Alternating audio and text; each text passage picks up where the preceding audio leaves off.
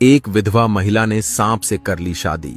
फिर जो हुआ उसे देखकर सब हैरान रह गए, और जब सच्चाई सामने आई तो सबके होश उड़ गए। बहुत समय पहले की बात है। पहाड़ों और खेतों से घिरा हुआ एक छोटा सा गांव था, जहां मिट्टी की खुशबू, चिड़ियों की चहचहाहट और बैलों की घंटियों की धुन हर सुबह की पहचान होती थी। उस गांव के लोग सादगी से भरे हुए थे। उनकी जिंदगी का सबसे बड़ा सहारा खेती थी। उन्हीं लोगों के बीच एक विधवा स्त्री रहती थी, जिसका नाम था संगीता। उसका चेहरा सुंदर था, पर उसकी आंखों में हमेशा एक गहरी उदासी झलकती थी। संगीता की उम्र ज्यादा नहीं थी, वह अब भी 30 के आसपास ही रही होगी, लेकिन जीवन की कठोर परिस्थितियों ने उसके चेहरे की मासूमियत को कहीं छिपा दिया था। संगीता के साथ उसकी बूढ़ी सास रहती थी। पतली दुबली, झुकी हुई कमर और सफेद बालों वाली यह महिला अब उम्र की उस दहलीज पर थी जहां शरीर साथ नहीं देता, पर मन बहू के सहारे जीने की कोशिश करता। वह अक्सर संगीता को कहती, बेटी, तू मेरी बहू नहीं, मेरी बेटी है। जब से तू इस घर आई है, तूने मेरा साथ नहीं छोड़ा। संगीता इन शब्दों को सुनकर अपने आंसुओं को छिपा लेती, लेकिन भीतर से उसका दिल टूट जाता। उसके पति को गुजरे हुए 5 साल हो चुके थे। गांव में किसी को ठीक ठीक पता नहीं था कि उसके पति के साथ हुआ क्या था। बस इतना सुना था कि एक दिन वह खेत गया और फिर कभी लौटकर नहीं आया। लोगों ने खोजा, ढूंढा, पर कोई निशान न मिला।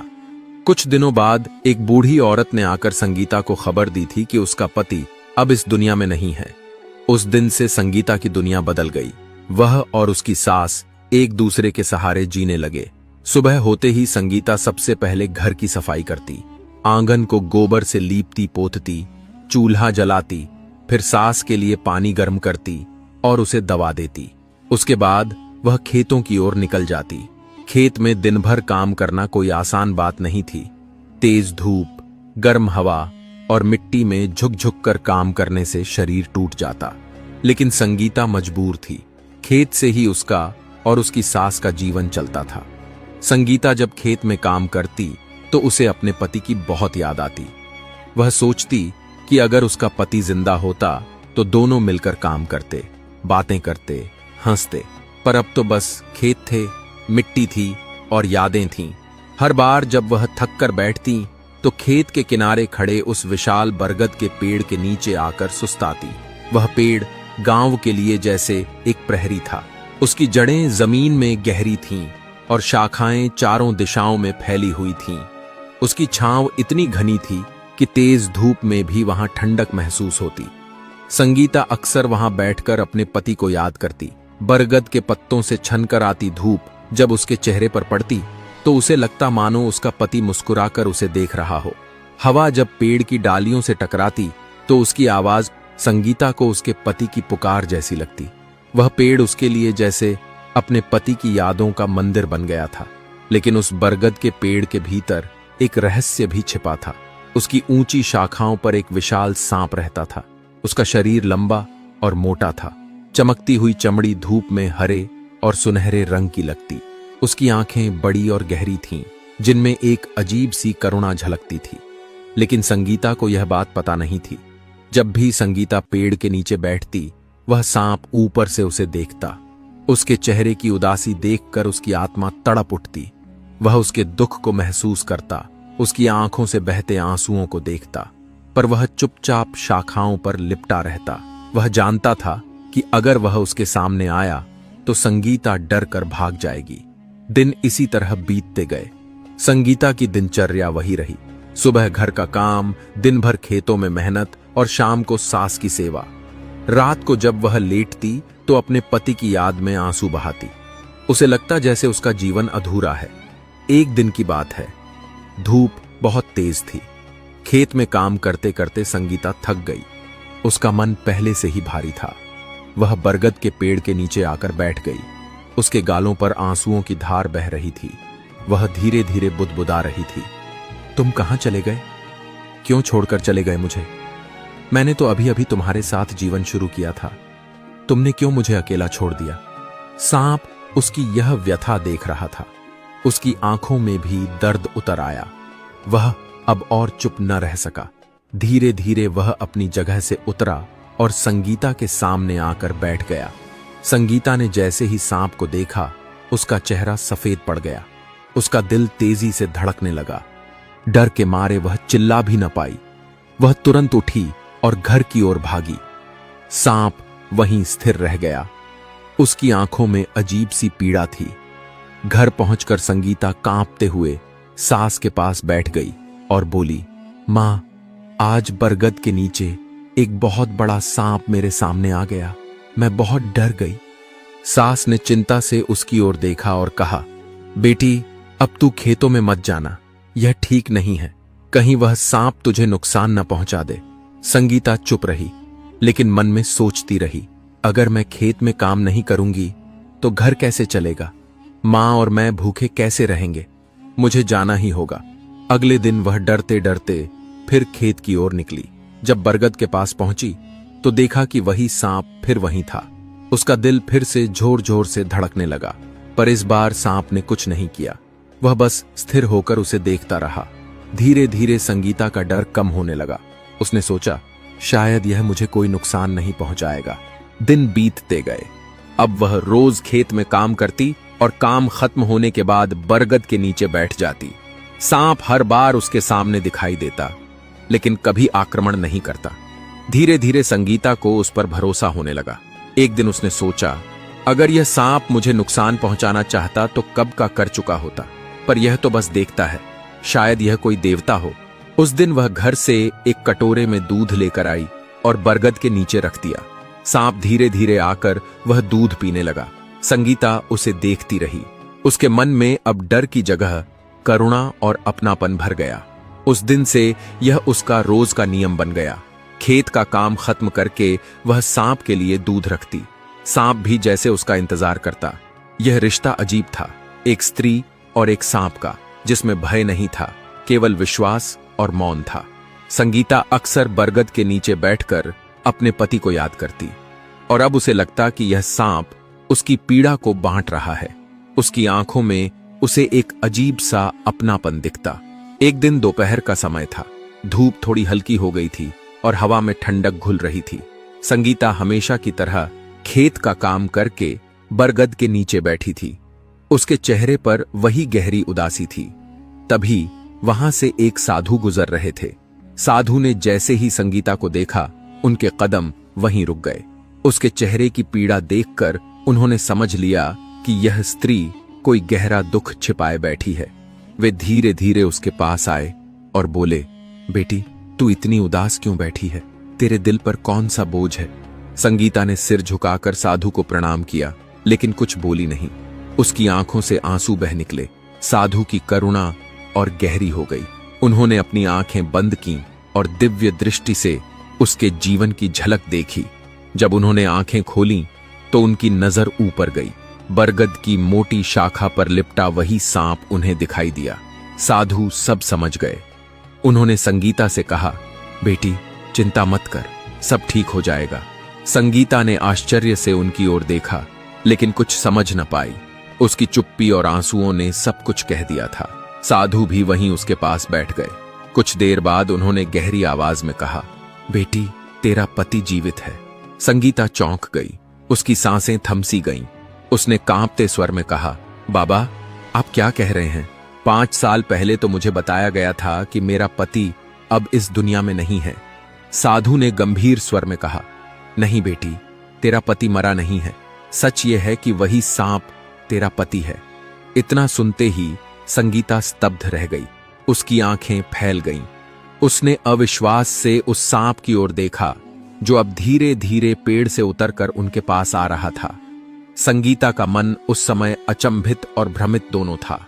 उसने पहले कभी नहीं सोचा था कि उसका पति, जो 5 साल पहले अचानक इस दुनिया से गायब हो गया था, अब उसके सामने सांप के रूप में खड़ा हो सकता है। उसकी आंखों में विश्वास और डर की मिश्रित भावना थी। सांसें तेज हो गई थीं और दिल इतनी तेजी से धड़क रहा था कि उसे अपने कानों में ही धड़कन सुनाई दे रही थी। वह कांपते हुए साधु की ओर देख रही थी और भीतर ही भीतर सोच रही थी, यह कैसे संभव है कि वही सांप मेरा पति हो? साधु ने उसकी आंखों में झांकते हुए गहरी सांस ली। उन्होंने संगीता को समझाया, बेटी, यह सत्य है। 5 साल पहले जब तुम्हारा पति खेत में काम कर रहा था, उसी समय गांव में मोहिनी नाम की एक शक्तिशाली जादूगरनी आई थी। उसके पास अद्भुत और अनोखी शक्तियां थीं। उसकी दृष्टि में तुम्हारा पति बहुत सुंदर और साहसी प्रतीत हुआ। मोहिनी ने सोचा कि अगर वह उसे अपने नियंत्रण में कर ले तो उसकी शक्ति और भी अधिक बढ़ जाएगी। उसने तुम्हारे पति से विवाह का प्रस्ताव रखा, लेकिन उसने दृढ़ता से इनकार कर दिया। उसने कहा, मैं शादीशुदा और एक सच्चा पति हूं, मैं किसी और से विवाह नहीं कर सकता। मोहिनी ने कई बार प्रस्ताव रखा, पर जब तुम्हारे पति ने ठान लिया कि वह उसे न स्वीकारेगा, तब उसने क्रोध में आकर अपनी शक्तियों का प्रयोग किया। उसने तुम्हारे पति को सांप का रूप दे दिया। वही कारण है कि वह बरगद के पेड़ की शाखाओं पर 5 साल से प्रतीक्षा कर रहा है।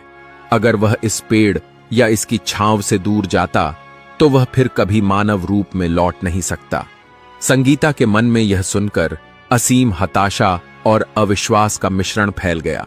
उसकी आंखों में आंसू भर आए और उसका दिल टूट सा गया। 5 साल की दूरी, 5 साल का अकेलापन और अब यह अजीब सत्य, सब कुछ उसके सामने था।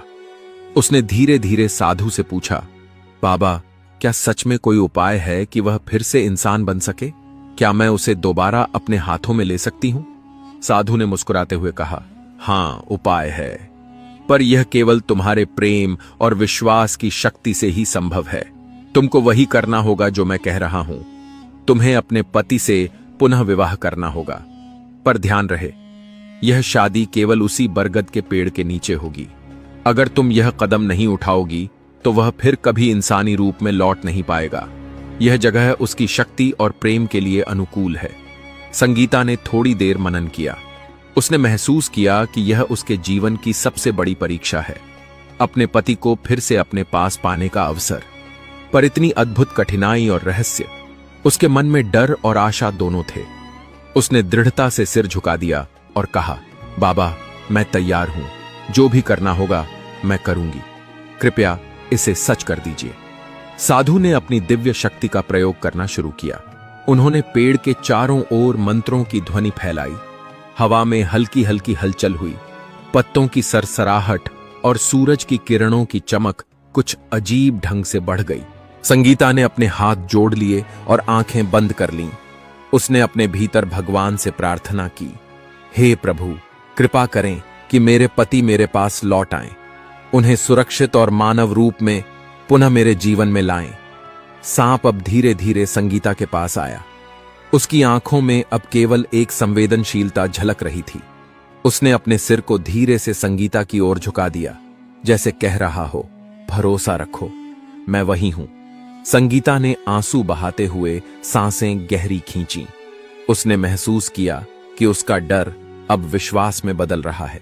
साधु के मंत्रों की शक्ति से धीरे धीरे प्रकाश उत्पन्न हुआ। वह प्रकाश सांप के चारों ओर चमकने लगा। संगीता के दिल में अनजाना रोमांच और आशा का संचार हुआ। उसने महसूस किया कि अब कुछ अद्भुत होने वाला है।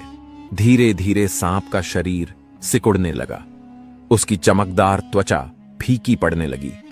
उसकी लंबाई घटने लगी। उसके आंखों की करुणा और मानवता में बदल गई। और फिर एक क्षण ऐसा आया जब संगीता के सामने वही व्यक्ति खड़ा था, किशन, उसका पति, अपनी असली मानव रूप में। संगीता ने अपनी आंखें पोंछीं और उसके पास खड़ी हो गई। उसने उसे कसकर गले लगाया और कहा, किशन, आखिरकार तुम लौट आए। मैंने तुम्हें हर दिन याद किया। 5 साल कितनी कठिनाइयां सहनी पड़ी। मैं हर पल तुम्हारे लिए प्रार्थना करती रही। किशन ने भी आंखें नम कर लीं। उसने अपनी बाहें संगीता के चारों ओर कसकर बांध लीं और कहा, संगीता, मैं भी हर पल तुम्हारे बारे में सोचता रहा। यह 5 साल मेरे लिए भी दुख और पीड़ा से भरे रहे, पर अब हम फिर साथ हैं। साधु ने मुस्कुराते हुए कहा, देखो, यह प्रेम और विश्वास का चमत्कार है। जब प्रेम सच्चा होता है तो कोई भी बाधा इसे रोक नहीं सकती। अब तुम दोनों सुरक्षित हो। संगीता और किशन ने हाथ जोड़कर साधु का धन्यवाद किया। उनके मन में आभार और प्रसन्नता की भावना थी। बरगद के पेड़ के नीचे अब प्रेम और विश्वास की ऊर्जा व्याप्त थी। मोहिनी, जिसे यह सब सुनकर क्रोध हुआ, उसने फिर से किशन को अपने नियंत्रण में करने की योजना बनाई, पर साधु ने पहले ही अपनी दिव्य शक्ति से उसका मार्ग रोक दिया। मोहिनी को उसी बरगद की शाखाओं में कैद कर दिया गया और उसकी शक्ति निष्प्रभावी हो गई। संगीता और किशन अब पूरी तरह सुरक्षित थे। घर लौटते समय संगीता की आंखों में खुशी और राहत के आंसू थे। मां ने बेटे को देखकर उसे गले लगा लिया। उसके चेहरे पर जीवन की खोई हुई मुस्कान वापस लौट आई। संगीता ने महसूस किया कि प्रेम और विश्वास किसी भी बाधा को पार कर सकते हैं। 5 साल की कठिनाइयों और प्रतीक्षा के बाद अब उसका जीवन फिर से खुशियों और सुकून से भर गया। खेतों में काम करना, घर का ख्याल रखना और बरगद के पेड़ के नीचे बैठकर अपने जीवन की खुशियों को महसूस करना अब उनके जीवन का हिस्सा बन गया था। गांव के लोग भी इस अद्भुत घटना को देखकर अचंभित थे। उन्होंने देखा कि संगीता और किशन का प्रेम अडिग था, जिसने किसी भी जादू और बाधा को पार किया। बरगद का पेड़ अब केवल गांव के लिए एक पेड़ नहीं था, बल्कि प्रेम, शक्ति और विश्वास का प्रतीक बन गया था। संगीता और किशन हर दिन खेत में मेहनत करते, घर लौटकर सास की सेवा करते और रात को बरगद के नीचे बैठकर अपने जीवन की खुशियों को महसूस करते। उनके बीच का प्रेम और भी गहरा हो गया।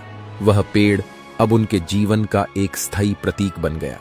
संगीता ने अपने जीवन से यह सबक लिया कि सच्चा प्रेम और धैर्य किसी भी कठिनाई को पार कर सकते हैं। अब उनके जीवन में केवल खुशी, विश्वास और प्रेम का साम्राज्य था। गांव के लोग भी अब बरगद के पेड़ को सम्मान और श्रद्धा से देखते। वे जानते थे कि इस पेड़ ने 2 दिलों को पुनः मिलाया और सच्चे प्रेम की शक्ति को साबित किया। संगीता और किशन का जीवन अब सुरक्षित और सुखमय था। उन्होंने अपने जीवन में फिर कभी डर या उदासी को प्रवेश नहीं दिया। बरगद के पेड़ की छांव अब केवल प्रेम और विश्वास की प्रतिध्वनि बन गई। संगीता और किशन ने अपने जीवन में कई दिन ऐसे बिताए जब वह केवल खुशियों और प्रेम में डूबे रहे। उनके बीच की हर बातचीत, हर मुस्कान, हर पल अब जीवन के लिए महत्वपूर्ण था। उन्होंने महसूस किया कि किसी भी कठिनाई का सामना प्रेम, धैर्य और विश्वास के साथ किया जा सकता है।